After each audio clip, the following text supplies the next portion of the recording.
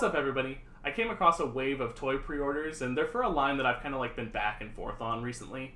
Now I'm kind of in, but it's a little tentative, especially with this new wave of reveals and solicitations.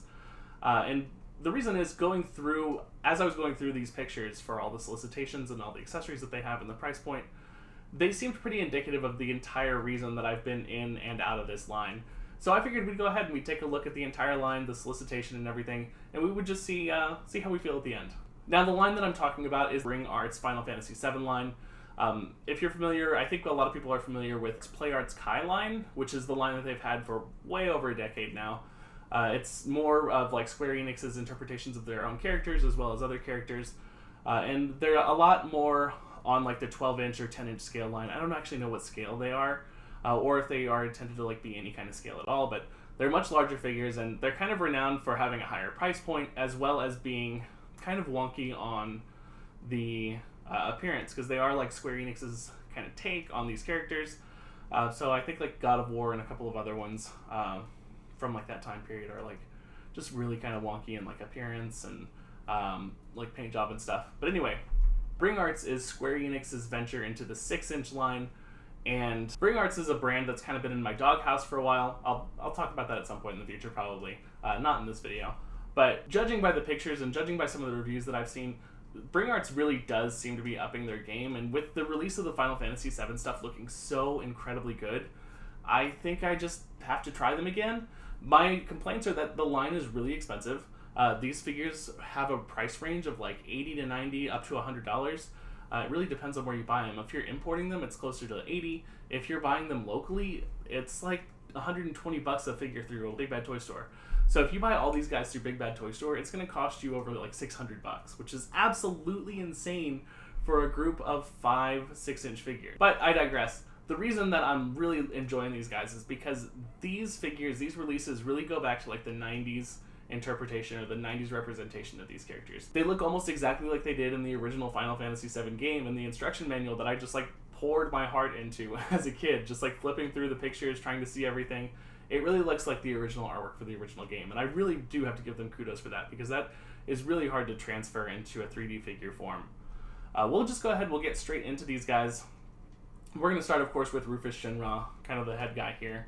And this is a pretty nice, decent pose. It does look like maybe this is probably as much as we're going to get out of him, but with all these different layers of clothing here, you know, we've got the top part of the coat, the middle part of the coat underneath, and then the long coat down there.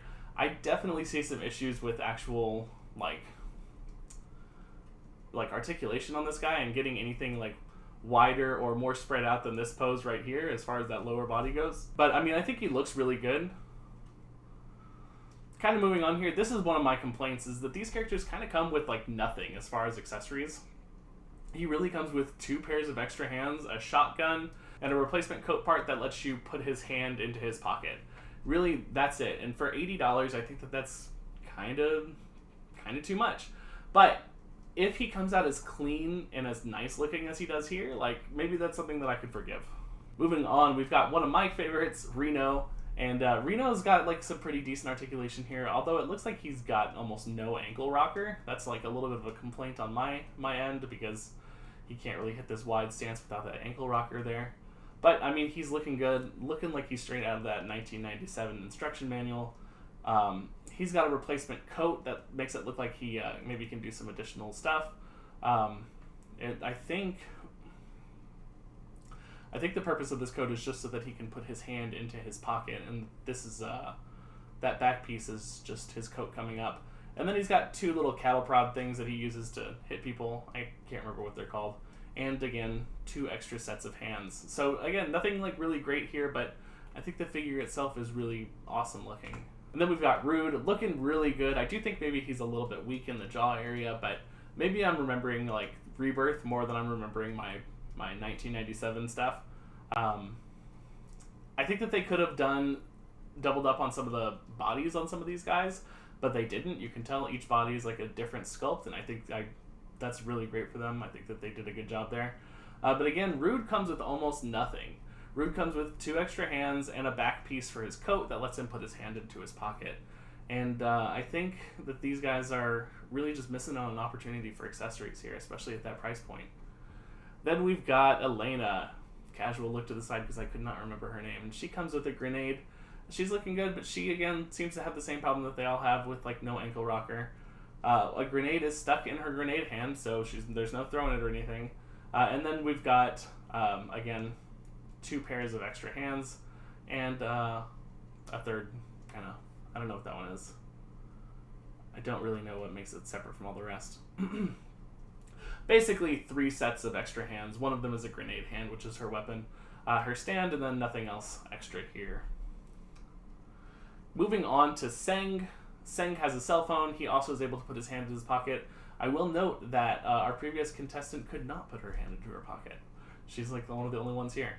He can put his hand into his pocket. He comes with kind of the most accessories that we've seen. Hand in his pocket thing, coat part, cell phone, grabbed hands, which is just a really nice feature. I didn't see any of them in like the promotional pictures of like, I didn't see him actually using this in any of the promotional pictures, but I assume that they're maybe behind him. Like there's a lot of pictures with his arms behind his back.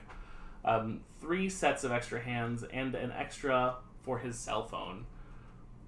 And even though he's the most stacked with accessories, I still think he's a little bit light there. I do think that this could have been an opportunity to... This is like kind of my complaint with like the whole line, is that even though the sculpts are killer, I think that there's sometimes like a little bit of a detriment to the entire like articulation of the character. Like, yes, Aerith's clothes look really good, but she can't move her legs at all.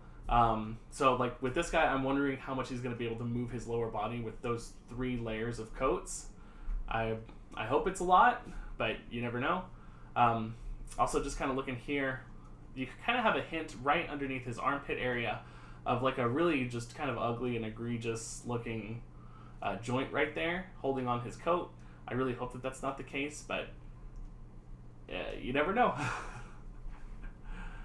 But talking about accessories, I really think that kind of a missed opportunity with this line would be including more accessories or accessories for like major in-game items with kind of some of these smaller characters. Maybe Cloud doesn't need as many accessories as everybody else.